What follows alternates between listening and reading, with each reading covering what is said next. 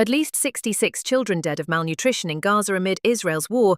At least 66 children have died of malnutrition in Gaza over the course of Israel's war, authorities in the Palestinian enclave said, condemning a tightened Israeli siege that has prevented the entry of milk, nutritional supplements, and other food aid. The statement from Gaza's government media office on Saturday comes as Israeli forces intensified their attacks on the territory, killing at least 60 Palestinians, including 20 people in the Tufa neighborhood of Gaza City. The media office said Israel's deadly blockade constitutes a war crime and reveals its deliberate use of starvation as a weapon to exterminate civilians.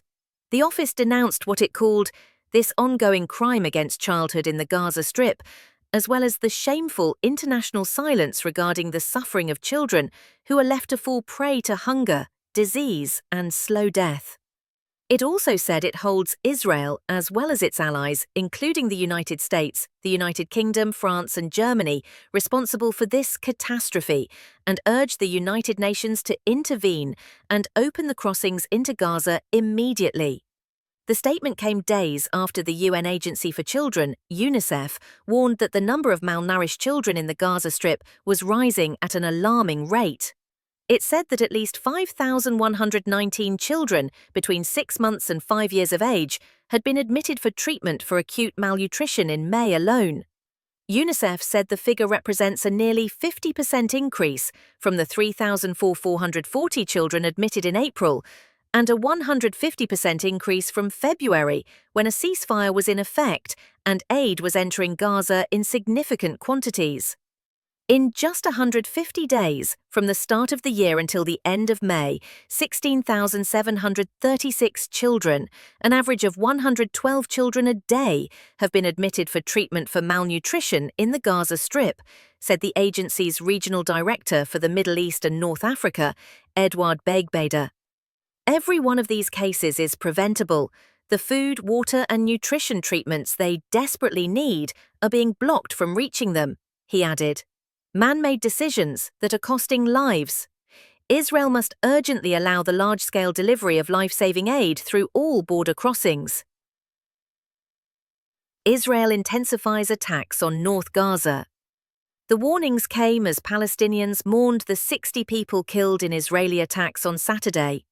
In Gaza City's Tufa neighborhood, rescuers continued the search for survivors after 2 consecutive Israeli strikes flattened several residential buildings, killing at least 20 people. Some 9 children were among the victims. We were sitting peacefully when we received a call from a private number telling us to evacuate the entire block immediately, a residential area belonging to the al-Nakala family.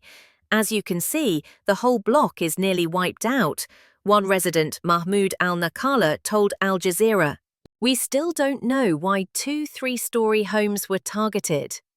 It's heartbreaking that people watch what's happening in Gaza, the suffering, the massacres, and stay silent. At this point, we can't even comprehend what's happening here anymore, he said. The bombings in Tufa followed another air raid on tents sheltering displaced people in Gaza City. At least 13 people were killed, including several children. Other victims included a person who was shot and killed near an aid distribution point run by the US-backed Gaza Humanitarian Foundation, GHF, in southern Rafah. According to officials in Gaza, Israeli forces have killed more than 550 people at and near the GHF sites since the controversial group began operations on May 19th.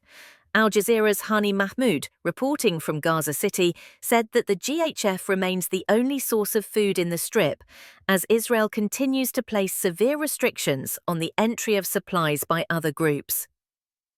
A lot of people here are trying to stay away from the GHF centers because of the danger involved in going to them, because of the ongoing and deliberate shootings of aid seekers there, Mahmoud said. But again, staying away is not an answer, because if there are no food parcels, it means that children are going to go to bed hungry.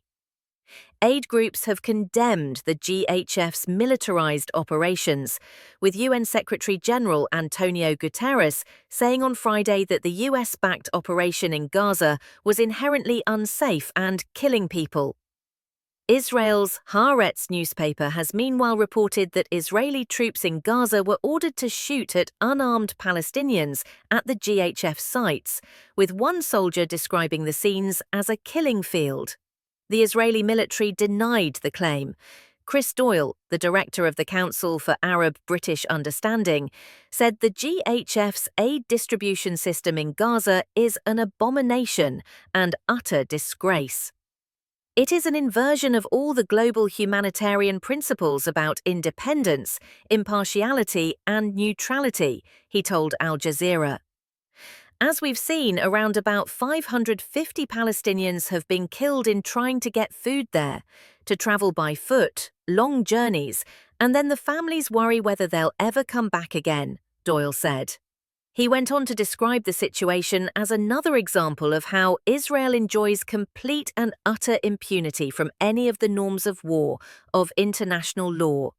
This has to be dismantled now, and the proper systems of delivery and distribution of aid set back up, he added.